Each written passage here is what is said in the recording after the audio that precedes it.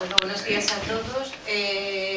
Es grato para mí que este primer acto oficial que hago como jefa de sección de coordinación bibliotecaria tenga lugar en esta villa de Luarca, donde hace 14 años un grupo de 4 bibliotecarias nos dedicamos a informatizar los fondos de la biblioteca de Luarca, donde conocimos a Cristina,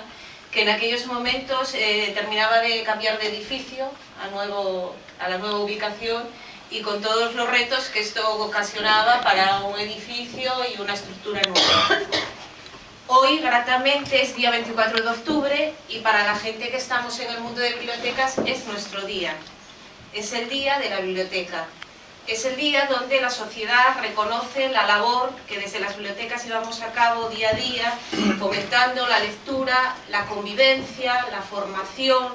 la igualdad en unos tiempos donde se marcan cada vez más las diferencias entre los que están alfabetizados, entre comillas, y los que no lo están, y donde las nuevas tecnologías nos van a marcar nuevos retos. Espero que la mesa de trabajo, donde vamos a tratar de la lectura,